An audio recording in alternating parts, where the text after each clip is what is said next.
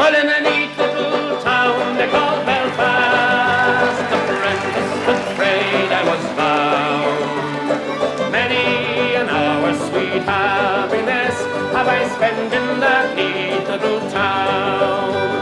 A sad misfortune came over me, which caused me to stray from the land. Far away from my friends and relations, betrayed by the black velvet band. That's happy now. Her eyes, they shone like diamonds. I thought her the queen of the land.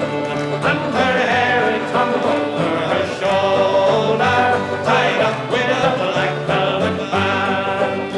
I took a stroll down Broadway, meaning not long for to stay.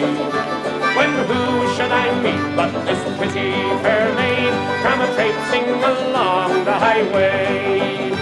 She was both fair and handsome, her neck it was just like a swan's, and her hair it hung over her shoulder, tied up with a black velvet band. Everybody, her eyes they shone like diamonds.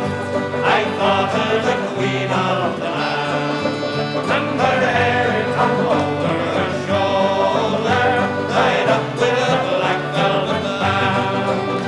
I took a stroll with this pretty fair maid and a gentleman passing us by.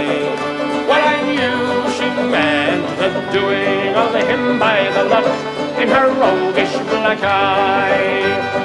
Oh, but she took from his pocket and placed it right into my hand.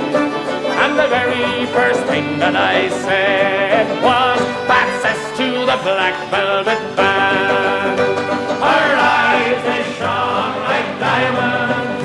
I thought her the queen of the land. And her hair hung over her shoulder, tied up with a black velvet band. Before the judge and the jury, next morning I had to appear. The judge, he says to me, "Young man, your case it is proven clear. We'll give you 7 years penal servitude to be spent far away from the land, far away from your friends and companions, betrayed by the black velvet band." Everybody, her eyes they shone like diamonds. I thought